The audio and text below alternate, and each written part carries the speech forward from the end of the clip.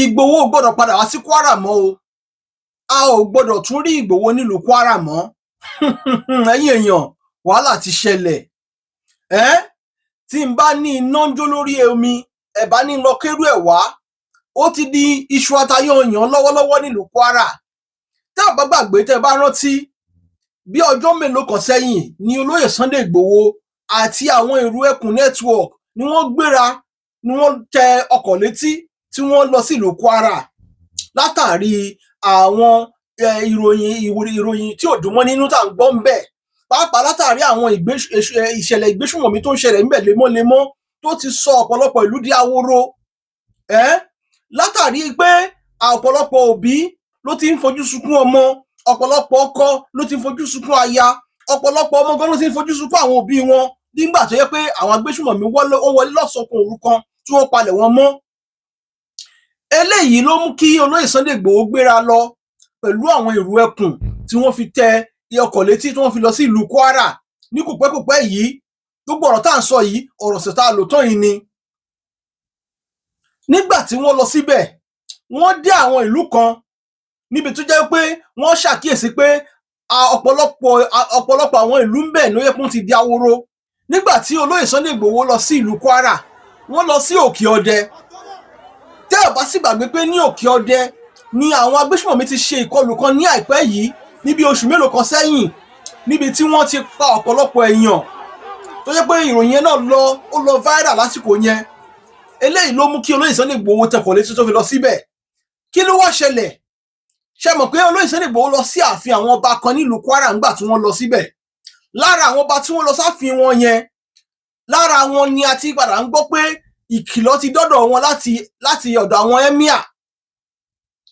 Wọ́n ní kọ́ ìlú Kwara o, Emirate ló ní Kwara, pé wọn ò fẹ́ kí olóyè Sunday Igboho wá sí ìlú Kwara mọ́ torí pé kí ni wọ́n rí olóyè Sunday Igboho gẹ́gẹ́ bí ọ̀tá Fúlàní.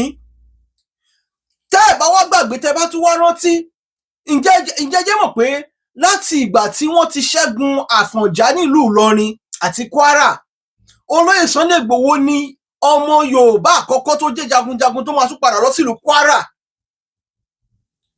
Ẹ ò mọ̀ bẹ́ẹ̀? Olóyè Sunday Igboho ni ó máa jẹ́ jagunjagun akọgun tó máa kọ́kọ́ padà lọ sílùú Kwara lẹ́yìn tí wọ́n ti ṣẹ́gun Àfọ̀njá nílùú Ìlọrin mọ́ Kwara. Kí ló wá ṣẹlẹ̀? Àwọn wo ló fi àwọn olóńdúnkokò máwọn aráàlú lórí wíwá tí olóyè Sunday Igboho wá sílùú Ìlọrin? Ẹ farabalẹ̀ máa gbé yín débẹ̀. Ṣé bẹ́ẹ̀ mọ̀ pé bí ọba mẹ́ta bí mẹ́rin ló gba àlejò olóyè Sunday Igboho, eléyìí tó jẹ́ pé olóyè Sunday Igboho lọ sí ààfin wọn láti lọ ṣèjúbà lọ́dọ̀ wọn, láti sì wo bó ṣe lè ràn wọ́n lọ́wọ́. Kí ló wá ṣẹlẹ̀ lẹ́yìn tó olóyè Sunday Igboho kúrò tán? Ẹ jẹ́ ń gbé yín débẹ̀ lóníràbàjì gan, kí n mú yín wọnú ìròyìn yẹn gangan lọ́ríjínà. Ẹ máa gbọ́ o. Wọ́n ní Kwara traditional rulers ordered not to receive Sunday Igboho again after visit. Residents threatened for criticizing governor. Ṣé ẹ mọ̀ pé nígbà tí olóyè Sunday Igboho lọ sí ìlú Kwara yìí, a rí àwọn kan lára àwọn aráàlú tí wọ́n ń ṣe àríwísí sí gómìnà ìpínlẹ̀ Kwara látàrí pé ìwà ìjínigbé yìí ń ṣẹlẹ̀ láti bí ọdún mélòó. Ìwà ìjínigbé, ìwà ìpànìyàn, ìwà ìṣekúpani ti ń ṣẹlẹ̀ lójoojúmọ́ ní gbogbo ìgbà. Ṣùgbọ́n tó dàbẹ̀ pé gómìnà ìlú Kwara ò fẹ́ rí nǹkan kan ṣe sí i. Tẹ́ ẹ bá gbàgbé, láti bí oṣù bíi 2 sí 3, wọ́n gbé àwọn kan ní ìlú Òkè Ọdẹ. Àwọn kan sì wà tí wọ́n gbé nílùú Kwara ńbẹ̀ tó jẹ́ pé bí 160 something ni wọ́n sì wà láhàámọ́ àwọn ará bí ìbá ṣe ń sọ̀rọ̀ yìí. Kódà wọn tí lálàá kan máa lọ gbé àwọn tó gbé ní ìlú Ọ̀yọ́ tí wọ́n ti gbé àwọn ará bí yìí. Tẹ́ ẹ bá ti gbàgbé, wọ́n ti wá fi àwọn aráàlú Ọ̀yọ́ lẹ́sìn, àwọn aráàlú Ọ̀yọ́ fẹ́ẹ̀ ló bí oṣù 2. Wọ́n ti wá gbé àwọn ará bí ń sìn, ó ti lọ bí oṣù 3 sí 4. Wọ́n dẹ̀ ṣì wà láhàámọ́ àwọn agbénipa. Wọn ò tí ì fi wọ́n lẹ̀. A sì gbọ́ nǹkan kan kí gómìnà ṣe sí. Ṣùgbọ́n nígbà tí olóyè Sunday Igboho lọ sílùú Kwara tán, lẹ́yìn tí wọ́n ní olóyè Sunday Igboho lọ tán, a rí àwọn aráàlú tó ń bẹ̀ sí ní ṣe àríwísí nígbà tí wọ́n yin olóyè Sunday Igboho tó sì ń kí wọn pé wọ́n káàbọ̀ sílùú Kwara. Bẹ́ẹ̀ ni àwọn kan tún padà ń sọ̀rọ̀ pé àti ẹ̀mọ́ tó ń fà á tí gómìnà wa gan tí ò ṣe nǹkan kan lórí ọ̀rọ̀ tó ṣẹlẹ̀ yìí, ẹ má jẹ́ kí n sọ̀rọ̀ jù, ẹ má jẹ́ kí n nínà pẹ̀lú, ẹ jẹ́ kí n kà fún yín gangan bó ṣe wá láti inú ìwé ìròyìn kó má dàbí pé a kàn ń sọ̀rọ̀ orí ẹnu lásán ni.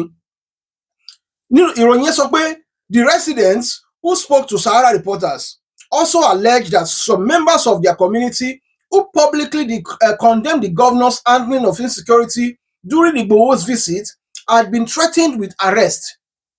Wọ́n ní gómìnà ti bẹ̀rẹ̀ sí ní dúnkokò gẹ́gẹ́ bí wọ́n ṣe sọ allegedly pé lẹ́yìn tí ó lè Sunday Igboho wá sílùú Ìlọrin o, sílùú Kwara o, pé ẹnikẹ́ni tó bá tún sọ pé tó bá tún sọ̀rọ̀ lórí Sunday Igboho nílùú Kwara àbí tó bá tún sọ̀rọ̀ against gómìnà ìlú Kwara ńkọ́, ó ṣeéṣe kí wọ́n fi ọlọ́pàá gbé o. Bẹ́ẹ̀ ni wọ́n ní ó ṣeéṣe kí wọ́n fi ọlọ́pàá gbé nítorí ìdí èyí ńkọ́ wọn ò fẹ́ gbọ́ kẹ́nikẹ́ni tún padà sọ pé òun pé Sunday Igboho wá sílùú Ìlọrin àbí sílùú Kwara. Ẹ jẹ́ n kà síwájú. Wọ́n ní residents of Awon Emirate in Kwara State who have been displaced from their ancestral community by persistent bandit attacks have alleged that traditional rulers in parts of Kwara South were instructed not to receive Yoruba Nation agitator Sunday Adeyemo, popularly known as Sunday Igboho. Now, they claim the directive followed his recent visit to insecurity ravaging the communities, where residents openly criticized Governor Abdulrahman Abdulrazak over the worsening security situation. Wọ́n lẹ́yìn tó lè Sunday Igboho wá sílùú Kwara yìí ni àwọn aráàlú bẹ̀ sí ní sọ̀rọ̀. Mo ti sọ síwájú lẹ́ẹ̀kan, ṣùgbọ́n kọ́ o, ibi tó tún wà létí ni wípé àwọn ọba tó gba olóyè Sunday Igboho lálejò wọ́n ti bẹ̀ sí ní dúnkokò máwọn náà wípé ńkọ́ o, ẹ má tún jẹ́ kí irú ẹ̀ ṣọmọ lọ́wọ́ yín mọ́ o, pé ẹ tún gbé Sunday Igboho bọ̀ nílùú Kwara pé kò sóhun tó jọ mọ́ o. Bẹ́ẹ̀ kẹ̀rẹ́ ìròyìn tá a kọ́kọ́ gbọ́ kó tó di olóyè Sunday Igboho lọ sílùú Kwara ni wípé gómìnà Abdulrahman Abdulrazak kò fún olóyè Sunday Igboho láyè láti wá sílùú Kwara. Ìròyìn yẹn lọ káàkiri, ó lọ viral láàrin bí ọjọ́ méjì mẹ́ta mẹ́rin. Lẹ́yìn ọjọ́ mẹ́rin ni a bá gbọ́ pé gómìnà Abdulrazak ti fún olóyè Sunday Igboho ní ìyọ̀ǹda láti wá sílùú Kwara. Kí ló wá ṣẹlẹ̀? Báwo lọ̀rọ̀ ṣe wá bẹ́yìn yọ? Báwo ló ṣe wá di pé ẹni tá a pè kó wá kí wa ó tún wá di ẹni tá a láàfẹ́ rí mọ́? Kí lóhun tó ṣẹlẹ̀? Màá gbé yín débẹ̀ nínú ìròyìn yìí. Wọ́n ní the residents who spoke to Sahara reporters also alleged that some members of their community who publicly condemned the governor's handling of insecurity during Igboho's visit had been threatened with arrest. Igboho and members of his security team recently visited Babala communities in the Gomina region, Gomu, Aileri, and Awon Emirate. Àwọn agbègbè mẹ́ta, àwọn ìlú mẹ́ta tí olóyè Sunday Igboho tó ń lọ ṣe àbẹ̀wò sí nìyẹn o, where they met residents affected by recurring attacks and inspected deserted settlements. Nígbà tí wọ́n lọ ń bẹ̀ ńgbà yẹn, wọ́n ṣe àwọn àbẹ̀wò sáwọn ìlú kọ̀ọ̀kan, gbogbo wa náà láti máa rí, ọ̀bí kí n sọ pé ọ̀pọ̀lọpọ̀ ìlú ti máa rí àwọn fọ́nrán yẹn nígbà tó olóyè Sunday Igboho ṣe àbẹ̀wò sáwọn ìlú yẹn, tó jẹ́ pé àwọn odidi ìlú kan ní rí èèyàn kankan bẹ̀. Ìmí wà tó jẹ́ pé bóyá èèyàn kan péré àbí méjì lẹ máa kàn rí tó rìn kọjá láàrin ìlú tí ò yẹ kó rí bí tí ò rí bẹ́ẹ̀ tẹ́lẹ̀ rí. Ṣùgbọ́n láti ìgbà tí àwọn arábí ti bẹ̀ sí ní pa kúkúrú, tí wọ́n ń gbé gígùn, tí wọ́n ṣẹ̀mí ọkọ lófò, tí wọ́n gbẹ̀mí ìyàwó, ó di pé kí gbogbo aráàlú fún ìlú lẹ̀. Ẹ jẹ́ máa kà síwájú. A viral video from the visit captured members of Igboho's security team lamenting the security situation in Awon Emirate, which they describe as a community abandoned due to incessant attacks by bandits. Torí pé àwọn agbésùnmọ̀mí yìí ń ṣe ìkọlù yìí lóòrèkóòrè, lemọ́lemọ́ ló mú kí àwọn aráàlú fi ìlú sílẹ̀. Àwọn aráàlú wá ń ṣe àríwísí báyìí. Ṣé ká wá sọ pé àwọn aráàlú ò lẹ́tọ̀ọ́ láti ṣàríwísí ìjọba ni? Torí gẹ́gẹ́ bá a ṣe jọ mọ̀, ojúṣe ìjọba ni láti dáàbò bo àwọn aráàlú, láti dáàbò bo ohun ìní aráàlú àti ẹ̀mí aráàlú. Tí ìjọba yẹn ò bá, tí tá bá rí ìjọba tí ò bá lóore ọ̀fẹ́ tàbí tí ò ní agbára àbí tí ipa rẹ̀ ò ká ètò ààbò mọ́ nínú ìlú ẹ̀, ṣé ó tó káwọn èèyàn ṣàríwísí àbí kò tó kọ́ ṣàríwísí? Ẹ jẹ́ á kà síwájú. Wọ́n ní in the video, one of the security operatives questioned the state's response to the worsening insecurity, Do they have governor in this state? Considering the level of insecurity, the operative asked. A resident responded, "We have a governor, and he is Governor Abdurrahman Abdurazak." The security operative continued, He is a governor, and he did not do anything about it. We are in the town that has been deserted because of insecurity and banditry, and it was a armed Fulani people that did all these things. Sorry. See how the church and mosque have been abandoned, and the governor did not do anything to solve it. Okay. One of the two residents of Awon Emirate alleged that the governor's camp reacted angrily after the video gained traction online. Ṣé ibi ohun tó bí wọn nínú ìyẹn àwọn gómìnà àtàwọn oníṣẹ́ gómìnà ohun tó bí wọn nínú jù pàápàá jùlọ nínú fọ́nrán tó ṣẹlẹ̀ ni wípé nígbà tí wọ́n rí gọ́vnà interview tí ẹnìkan ṣe tó fi ń béèrè lọ́wọ́ ẹnìkan pé àṣé kò sí gómìnà nínú ìlú tá a wà yìí ni wọ́n ní gómìnà wà ní ò wá rí nǹkan kan ṣe sí ọ̀rọ̀ insecurity tó ń ṣẹlẹ̀ yìí wọ́n ní bá a ṣe rí nìyẹn o ẹni yẹn wọ́n dárúkọ gómìnà tó wà ń bẹ̀ orúkọ tó dá ń bẹ̀ gangan ó dàbẹ̀ pọ̀ ló bí gómìnà nínú tó fi sọ pé ńkọ́ o òun ò tiẹ̀ fẹ́ rí Ìgbòho mọ́ nínú ìlú ó wá kù sọ́wọ́ aráàlú báyìí láti jẹ́ kí láti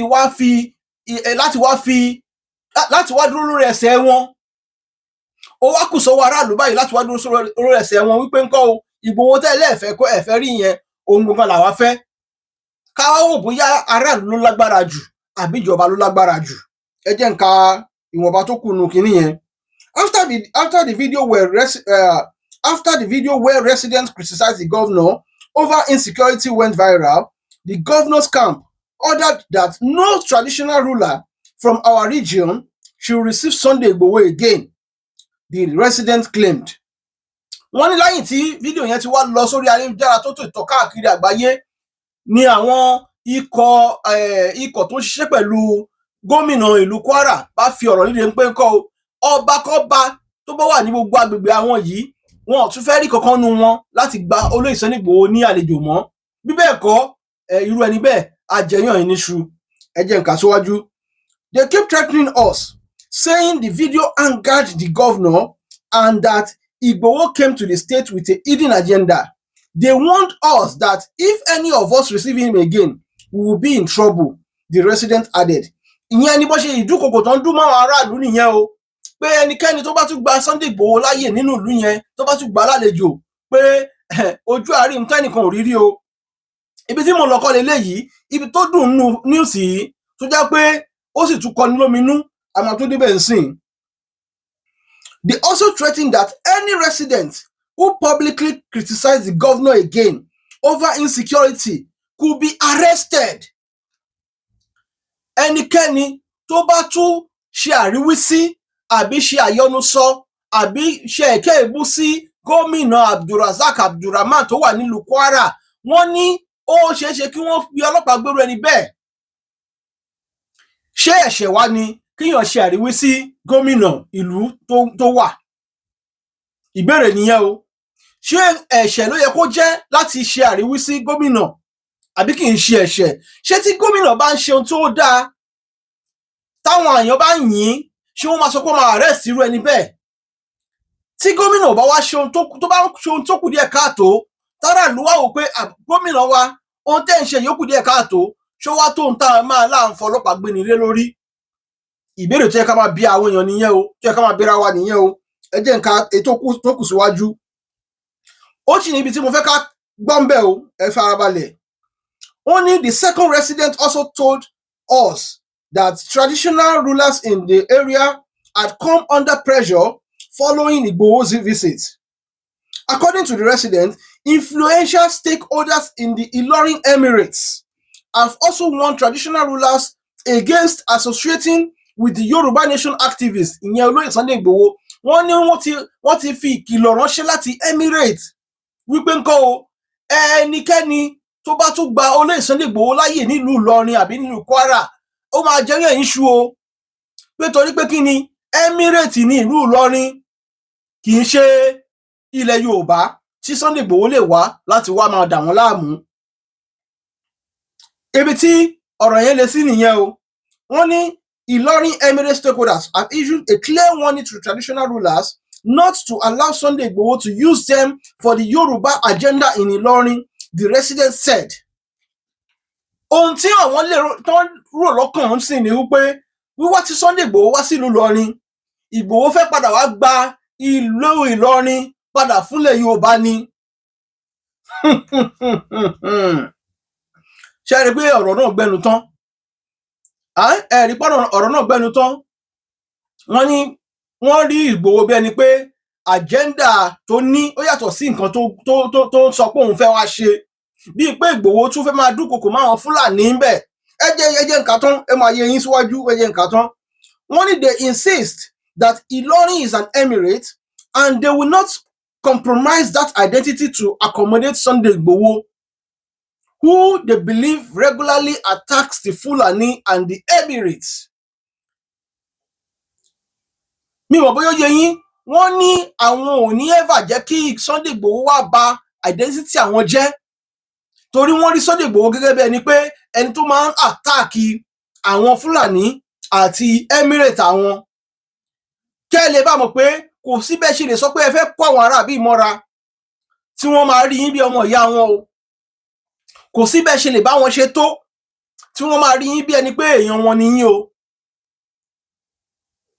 Mi mọ̀ bí ọ̀rọ̀ yín yé yín. Ṣé ẹ mọ̀ pé ọ̀pọ̀lọpọ̀ àwọn àáfàá ló máa lọ ń kí Sunday Igboho, ló ń bá Sunday Igboho ṣe, ṣùgbọ́n àwọn arábí yóò rí bẹ́ẹ̀ ni pé Sunday Igboho nífẹ̀ẹ́ àwọn o. Ó wá túmọ̀ sí pé gbogbo bó ṣe ń ṣẹlẹ̀ bí gbogbo bí wọ́n ṣe ń pa kúkúrú tí wọ́n ń gbé gígùn nílùú Ìlọrin ní Kwara yìí, àwọn kan lọ́wọ́ ń bẹ nílùú Kwara. Eléyìí kì í ṣe ọ̀rọ̀ májà gbọ́. Ó ti hàn pé àjẹ́ndà kan ni. Àjẹ́ndà tá a dẹ̀ ń sọ yìí ni pé tẹ́ bá ṣàkíyèsí gbogbo àwọn agbègbè tí wọ́n ń ṣe ìkọlù sí, àwọn ìlú tí wọ́n ń ṣe ìkọlù sí, àwọn ìgbèríko tí wọ́n ń ṣe ìkọlù sí ní àwọn ìlú yẹn nílùú Kwara yẹn, àwọn ibi táwọn ọmọ Yorùbá sọjọ sí ló pọ̀ jù tí wọ́n ń ṣe ìkọlù yìí sí. Kò tẹ́ ṣe bóun ló pọ̀ jù, àwọn ibi táwọn ọmọ Yorùbá ń gbé ń bẹ̀, tó ń wà ń bẹ̀, tí wọ́n múlẹ̀ sí, tí wọ́n tẹ̀dó sí ń bẹ̀, ibẹ̀ ni àwọn arábí ń kọlù. Ó túmọ̀ sí pé àwọn kan ló ń rán wọn ṣẹ́ sí wọn. Torí tí ò bá ṣe bẹ́ẹ̀ ni, kí ló dé tẹ́ fi máa sọ pé kí Ìgbòho má wá bá wọn, kó má bá yín lé àwọn tó ń pa yín? Tó bá yẹ pé ẹ fẹ́ kó máa pa àwọn aráàlú yín mọ́, kí ló dé tẹ́ ń tako Ìgbòho tó fẹ́ wá ràn yín lọ́wọ́? Àwọn aráàlú kọ́ ló ń wà against Ìgbòho, ṣùgbọ́n àwọn aláṣẹ ìlú. Ìròyìn náà ti fẹ́ tán. Only they insist that Ilorin is an emirate and they will not compromise that identity to accommodate Sunday Igboho, who they believe regularly attacks the Fulani and the Emirate. The residents said development has heightened fears. The residents said the development has heightened fears among community members who have continued to complain about repeated attacks by armed groups and the displacement of residents from several communities in the area. Ibi tí ìròyìn yẹn parí sí nìyẹn o. Àwọn aráàlú sìn inú ìbẹ̀rù bojo, inú hílàhílo, ẹlòmíì ti ń sùn, ẹlòmíì ti ń lọ ibiṣẹ́, ẹlòmíì ti ń jí. Wọ́n wá ń rí ẹni tó fẹ́ ràn wọ́n lọ́wọ́, ẹ̀yin sọ pé fáàbàdà pé kò lè ṣẹlẹ̀, torí pé ẹni wọ́n ṣe àríwísí yín, torí pé wọ́n question presence yín, wọ́n question office yín. If you are not there, they will not call you, torí pé ẹ wà ń bẹ̀, wọ́n ṣe pè yín. Tẹ́mi bá wà níjọba, èmi náà máa pè, tí n bá jẹ́ gómìnà ìlú Kwara, èmi náà máa porúkọ ẹ̀. So ẹni tó bá wà ní ipò kan tó yẹ kó ṣe iṣẹ́ ń bẹ̀, tó bá rí kó ṣiṣẹ́ bó ṣe yẹ kó ṣe, dandan ní káràlú pè síta. Ọ̀pọ̀lọpọ̀ wa la ní àwọn tó ń ṣiṣẹ́ fún wa. Tó bá yẹ pé eléyìí wà ní Department of Accounting, tí ò bá ṣe àkáǹtì tó ṣe ń bẹ̀, tí ò bá pé, ẹ̀tọ́ ìwọ tó gbà síṣẹ́ ni pé ó yá lágbájá, kí ló dé tó ṣiṣẹ́ bó ṣe yẹ kó ṣe. So if anybody is complaining about any government, torí pé àwọn aráàlú ló employ yín ni, ẹni tó bá dẹ̀ employ èèyàn ó lágbára jù yàn lọ, ó ga jù yàn lọ, ó lè question yàn, kódà ó lè yọ yàn kúrò níṣẹ́. Ṣùgbọ́n dàbí pé irú ẹ̀ kò rí bẹ́ẹ̀ ní Áfíríkà, pàápàá Nàìjíríà wa. Ó fẹ́ dàbí pé Nàìjíríà nìkan ló dàbí pé ilá ti ń ga ju onírè lọ. Ilá ti ń ga ju àgbẹ̀ tó gbin lọ. Ṣùgbọ́n mo mọ̀ pé njọ́kan òmìnira dé bá àwọn aráàlú. Àwọn aráàlú á dìde fún ẹ̀tọ́ wọn, wọ́n á béèrè ẹ̀tọ́ wọn, wọ́n á dẹ̀ gba òmìnira lọ́wọ́ àwọn alágbára. Mo mọ̀ pé báyìí kọ́ ló ṣe máa rí lọ láṣẹ Elédùmarè. Ohun tá a gbọ́ tá a ní ká fi tó yín létí lélẹ́yìí o. Wọ́n ti ní kí Sunday Igboho má wá sí ìlú Kwara mọ́ o. Tẹ́ ẹ bá tún wá padà ń gbọ́ ìkọlù tó tún padà wá ń ṣẹlẹ̀ ńbẹ̀, táwọn ò gbàdúrà kí irú ẹ̀ tún máa ṣẹlẹ̀, kí ẹ sì mọ̀ pé àwọn kan lọ lọ́wọ́ ńbẹ̀. Ó dẹ̀ ti yé àwọn tó ní làákàyè, ó ti yé àwọn tó lóye tí wọ́n ń wo ètò yìí. Tó ẹ̀yin èèyàn wa, ibi tá a rí dé lórí ètò lónìí lélẹ́yìí o. Kó tó dìgbà míì láti máa mú fọ́nrán míì wá fún ẹ̀yin olólùfẹ́ wa lórí ìkànnì Yorùbá Space TV náà ni. Mo pa láṣẹ, mo sì gbàládùra wípé ilé ò ní lé wa, bẹ́ẹ̀ ni ọ̀nà nínà wá láṣẹ Elédùmarè. Mo kí wa pé ó dàbọ̀.